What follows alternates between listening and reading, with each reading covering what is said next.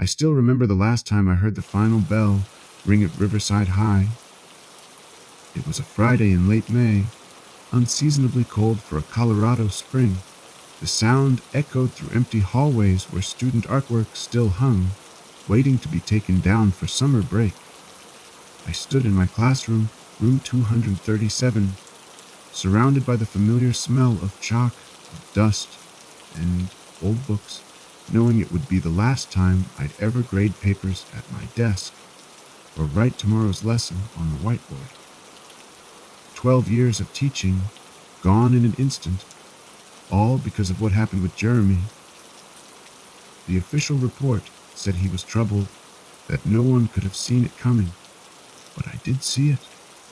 I saw the way his essays grew darker, how his normally precise handwriting became erratic.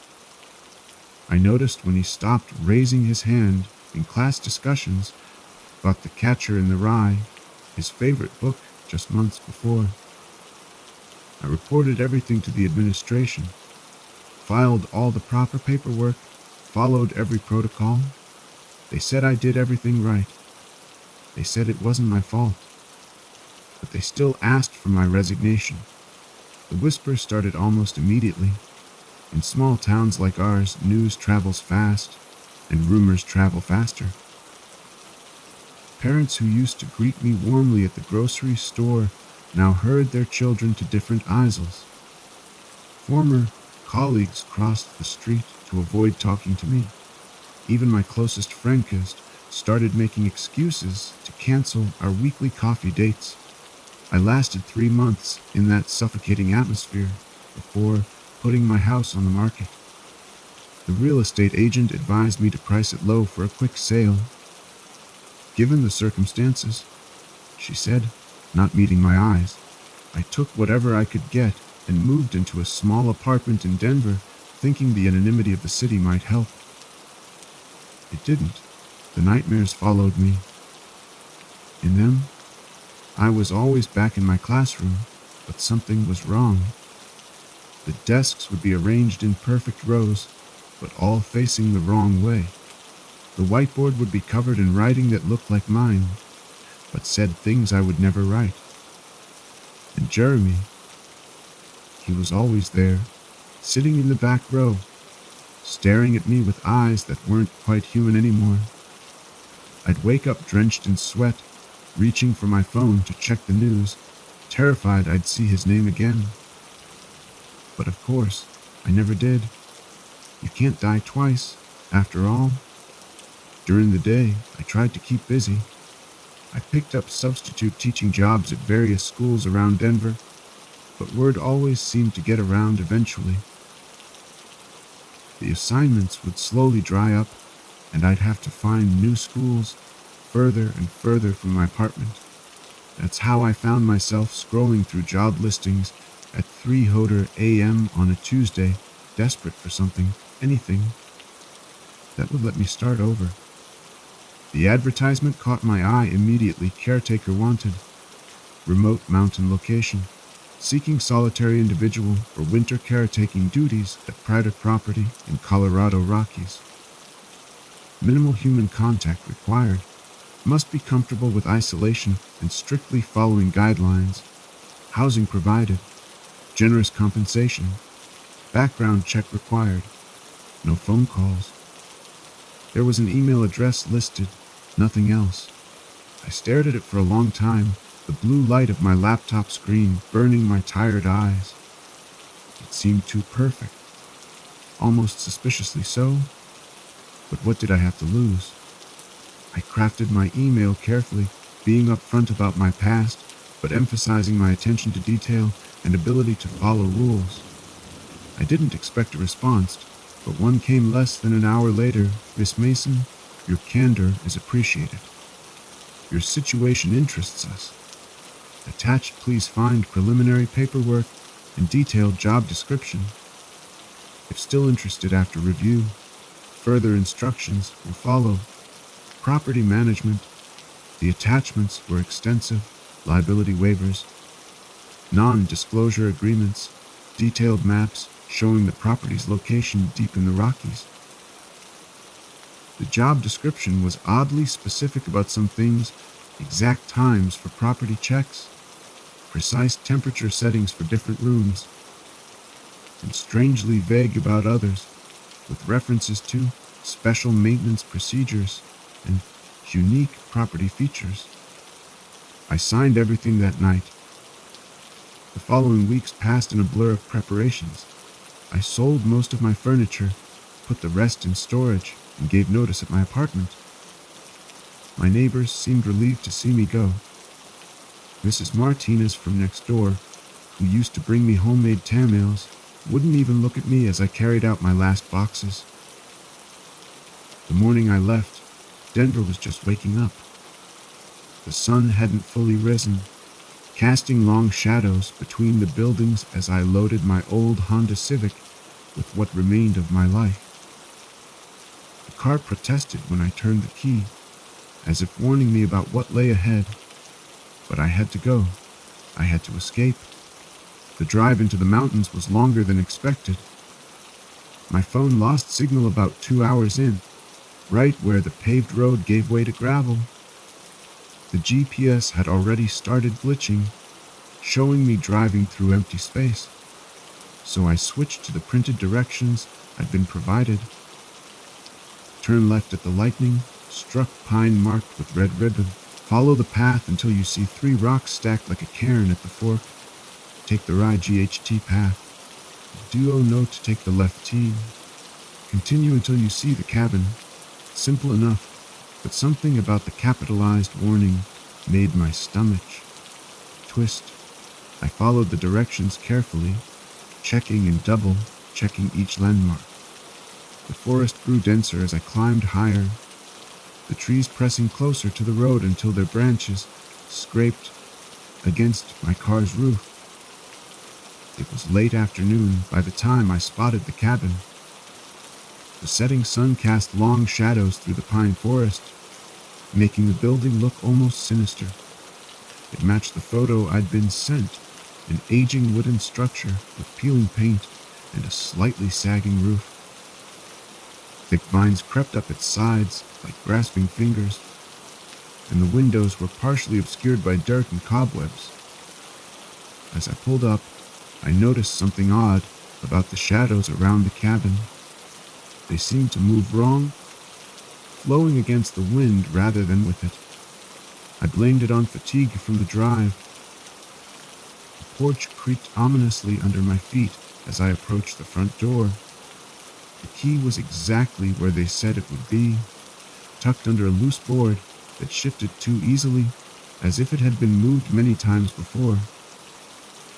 As I bent to retrieve it, I felt a distinct sensation of being watched. I scanned the tree line but saw nothing except the endless forest stretching in every direction.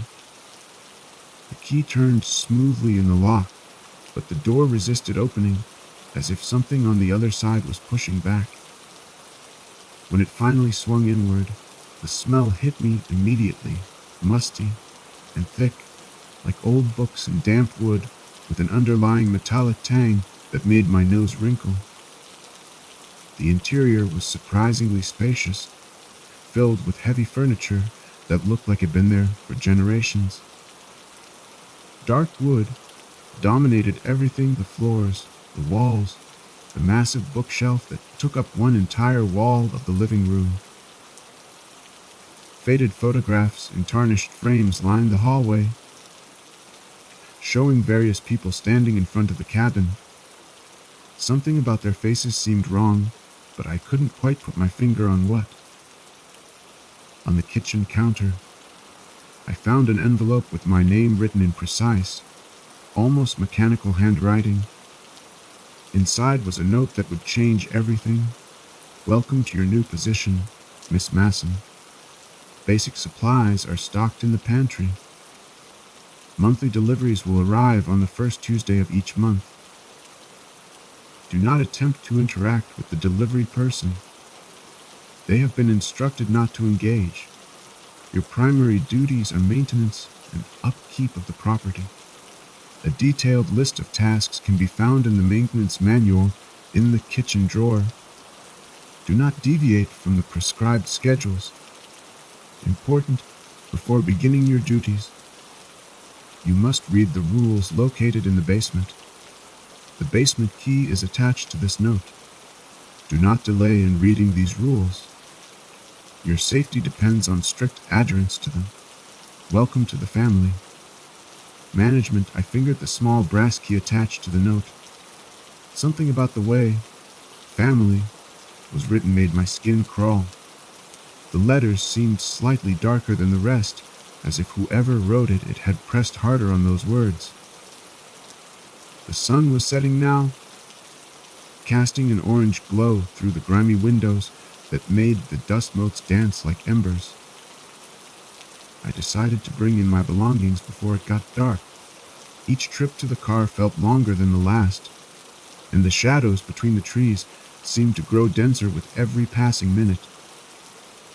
Inside, I began exploring my new home. The cabin was bigger than it appeared from outside, 2 bedrooms, a spacious living room with a stone fireplace, and a surprisingly modern kitchen. The bathroom had clearly been renovated recently, with new fixtures that looked almost out of place among the cabin's otherwise antiquated features. But something felt off about the layout. The rooms didn't quite seem to match up with the cabin's exterior dimensions. Hallways appeared slightly longer from one direction than they did from the other, and there was the constant feeling that spaces shifted when they weren't being directly observed.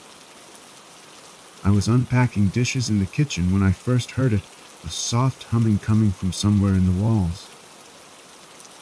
The sound was almost musical, rising and falling in a pattern that seemed just on the edge of familiar. But when I pressed my ear to the wall, it stopped completely. That's when I remembered the rules in the basement. The temperature seemed to drop several degrees as I approached the basement door. It was a heavy thing, made of dark wood with black iron hinges that looked ancient. The key fit perfectly, but turning it felt wrong somehow, like I was unlocking something that was meant to stay sealed. The door resisted opening, groaning on its hinges if it hadn't been opened in years, though I could have sworn I heard movement behind it just moments before. A set of steep stairs descended into darkness, disappearing into shadows that seemed too deep, too solid.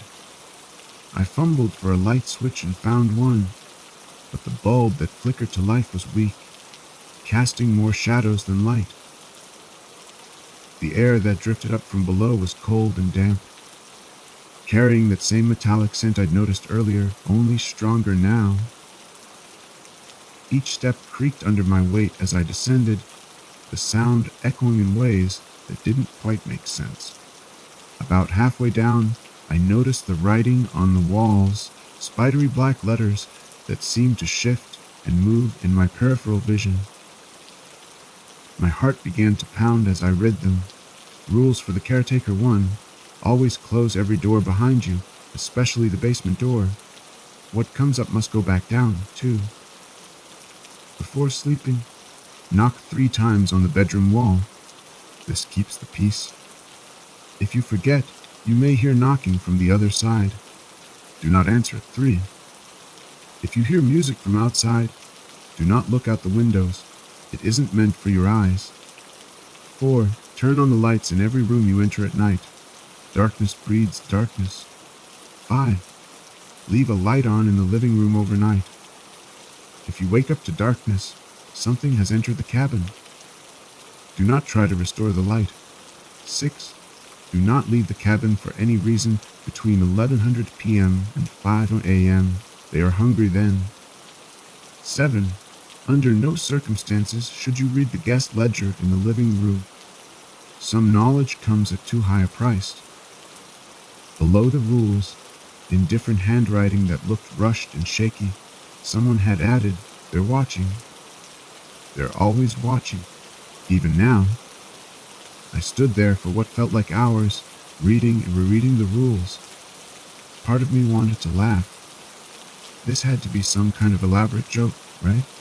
But something about the desperate way the final message was written made it impossible to dismiss entirely.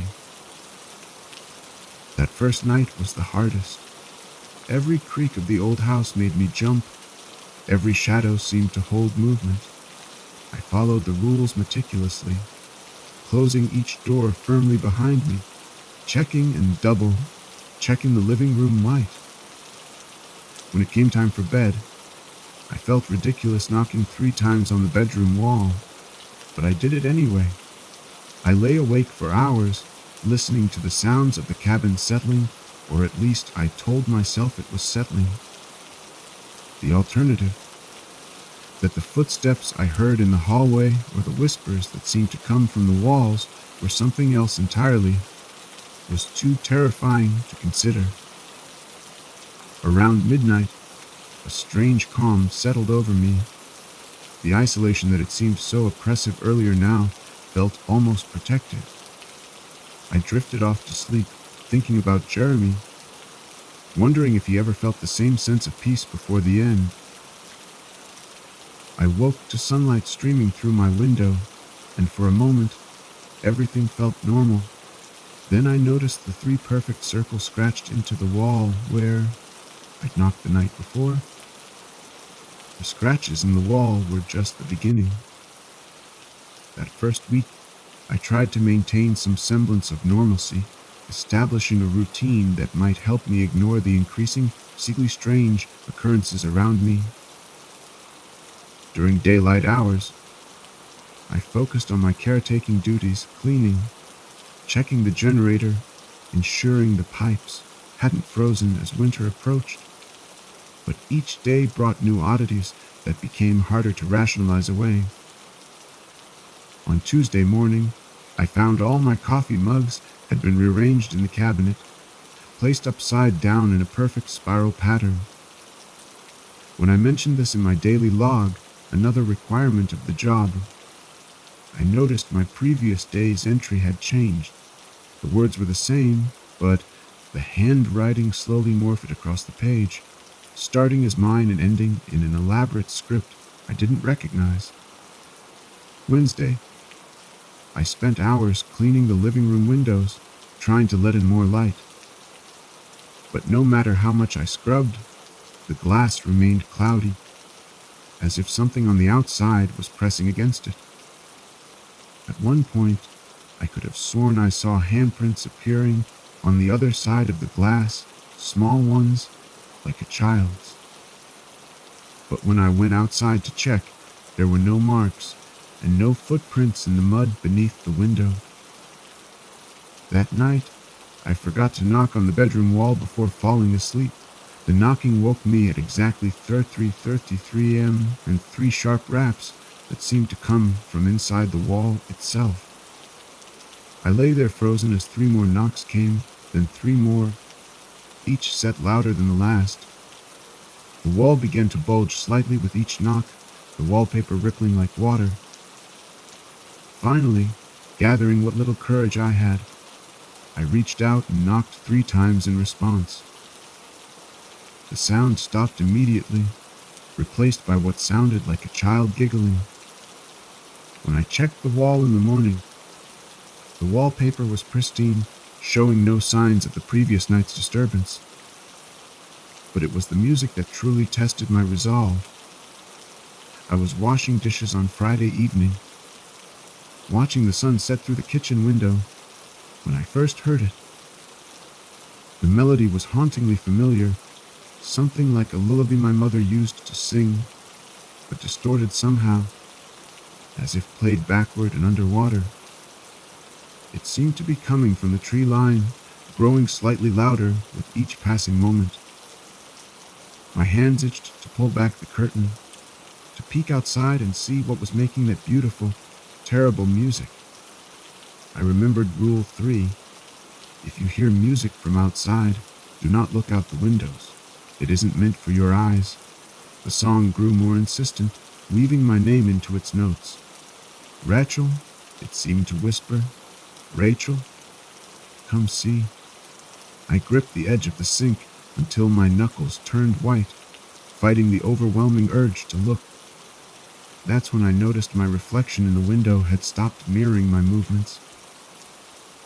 While I stood rigid at the sink, my reflection smiled and raised one hand, beckoning me closer. I ran to my bedroom and slammed the door, putting on headphones and playing music at full volume until the sun rose. That night I dreamed of following the melody into the forest, where shadows danced between the trees and something with too many limbs conducted an orchestra I couldn't see. The next morning, I found my shoes placed neatly by the front door, caked with mud and pine needles. I tried calling the property management company, but the number only played that same haunting melody before disconnecting. My cell phone still showed no signal, and the landline in the kitchen had started whispering things when I held it to my ear. The incidents escalated quickly after that. I'd wake up to find furniture rearranged in perfect geometric patterns. Water from the taps would run red for exactly 33 seconds before clearing. The photographs on the walls changed subtly, faces shifting position when I wasn't looking directly at them, eyes following my movement through the house. Then came the night the living room light went out. I woke suddenly, awareness hitting me like a physical blow. The familiar glow that usually seeped under my door was gone. Rule 5, a code in my mind. If you wake up to darkness, something has entered the cabin. The silence was absolute, the kind of quiet that feels like a physical presence pressing against your eardrums. I lay there for what felt like hours, barely breathing, straining to hear any movement in the house. Finally, knowing I couldn't stay in my room forever, I gathered my courage and opened the door. The darkness in the hallway was wrong somehow, too thick, too alive. I fumbled my way to the living room, finding the light switch already in the on position. When I flicked it off and on again, nothing happened. The darkness seemed to pulse around me, breathing in time with my racing heart. That's when I heard it, a whisper so close it could have been inside my own head. You should have followed the rules more carefully, Rachel. The voice was familiar, too familiar. Jeremy, I whispered back. The laugh that answered wasn't human. It was a chilling sound, high-pitched and distorted, like a child's laughter played in reverse. I ran back to my room and locked the door, spending the rest of the night huddled on my blankets, shivering despite the warmth of the room. When morning came, the living room light worked perfectly, but something had changed. The cabin felt different now, more aware, more predatory. I began to notice things in my peripheral vision, shadows that moved when they shouldn't, reflections that didn't match reality. Once, I could have sworn I saw myself standing at the end of the hallway while I was in the kitchen. But this other me was wrong. Her eyes were too dark, her smile too wide, and when she lifted her hand to wave, her fingers were just a bit too long.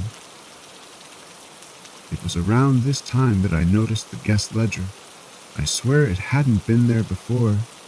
The leather bound book that appeared one morning on the living room table, its spine cracked and pages yellowed with age.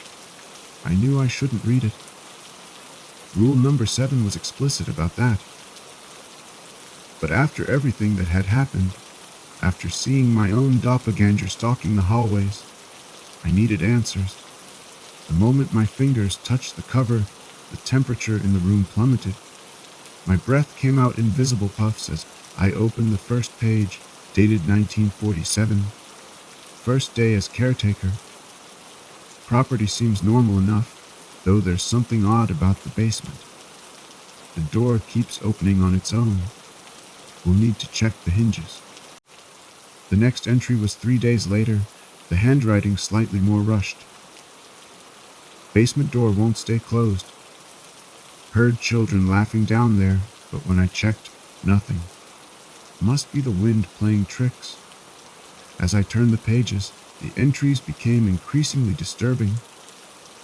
Different handwriting styles told different stories, but they all followed a similar pattern: initial dismissal of strange events, growing paranoia, and then the music won't stop.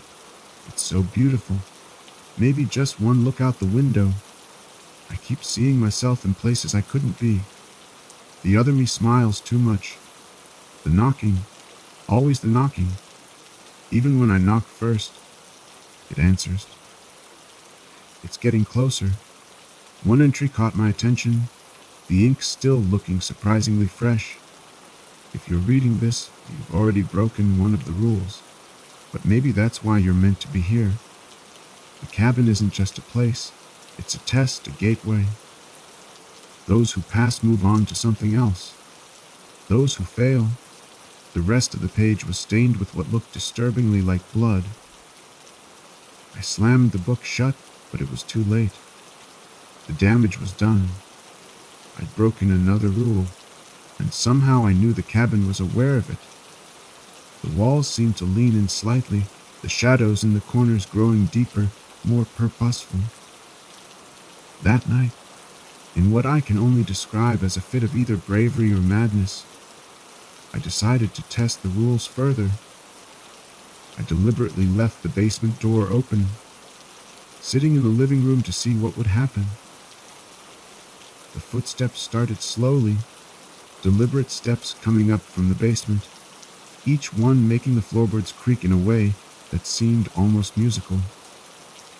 I ran to close the door, but found it impossibly heavy, as if something was holding it open from the other side. In the darkness beyond the door, I saw movement. Something was climbing the stairs, something that moved in ways a human body shouldn't be able to move. I caught glimpses of too many limbs, of a face that seemed to shift and change with each step. I retreated to my bedroom, listening as the entity moved through the house. The footsteps circled my room 3 times, stopping occasionally as if testing the door. I heard whispers in multiple voices, some I recognized, others that couldn't possibly have come from human throats. Just before dawn, the basement door slammed shut with enough force to rattle the windows. When I finally found the courage to leave my room, I discovered all the furniture in the house had been rearranged to face the basement door. I knew then that I had to leave. The isolation that had once seemed like a blessing now felt like a trap. I planned my escape carefully. I would leave at 5:30 a.m., just after the forbidden hours ended. But when I stepped outside that morning, my blood turned to ice. There, at the edge of the forest, was a figure. Even from a distance, I recognized myself, but wrong somehow. Hollow-eyed and pale, staring back at me with an expression that made my soul shrivel. This other me raised her hand, pointing back at the cabin behind me.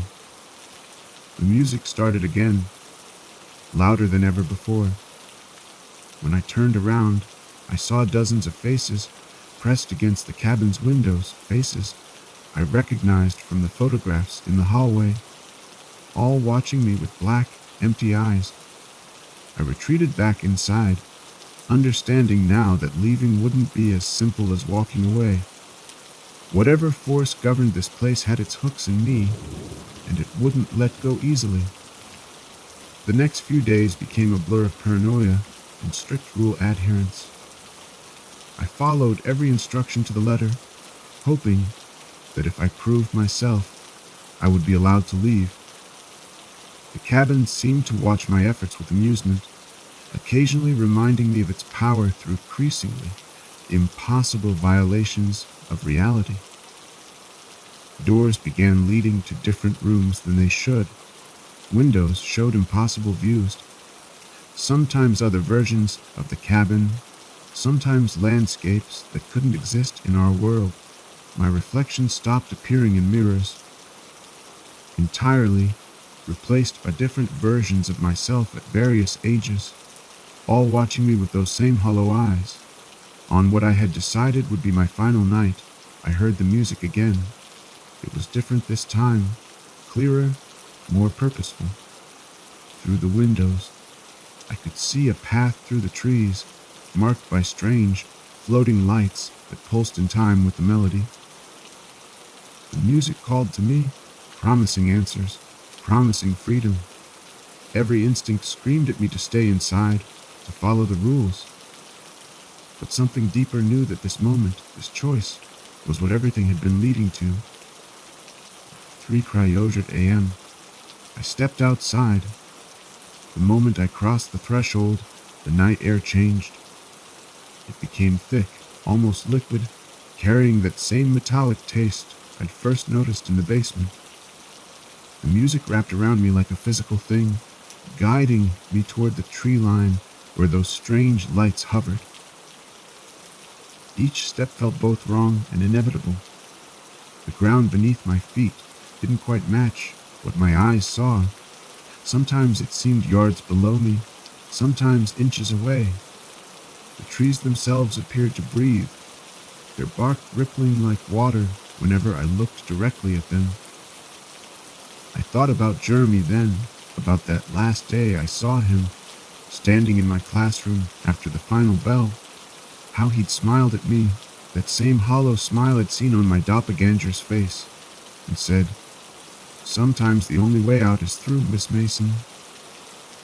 The next morning, they found him in the school library, or what was left of him. The path through the forest twisted in impossible ways. Sometimes I was walking uphill, while feeling like I was descending. Other times, the path seemed to loop back on itself, while still moving forward. The lights leading the way cast no shadows, even when they passed directly overhead. As I walked deeper into the woods, I began to notice things moving in the darkness between the trees, shapes that shouldn't exist, fragments of memories that didn't belong to me.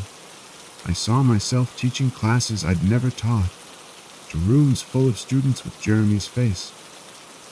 I saw the cabin from different angles, in different times, sometimes pristine and new, sometimes ancient and decaying, sometimes something in between that hurt my eyes to look at. The music grew louder, more insistent. It had words now, though not in any language I understood.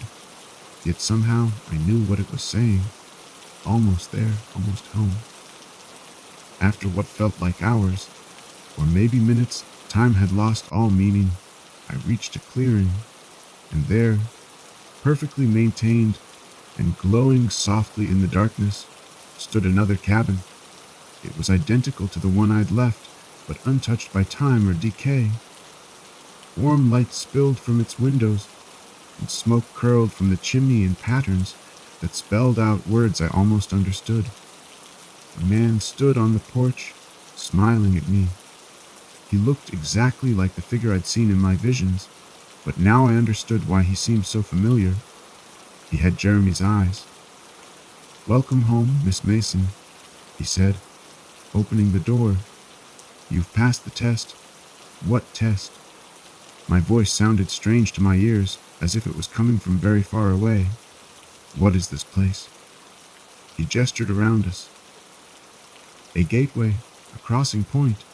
Those who come here are chosen, people who've touched the edge between worlds before. People like you, who've watched someone cross over. People like Jeremy." "Jeremy," I whispered. "He knew about this place. The man, or whatever he was, nodded.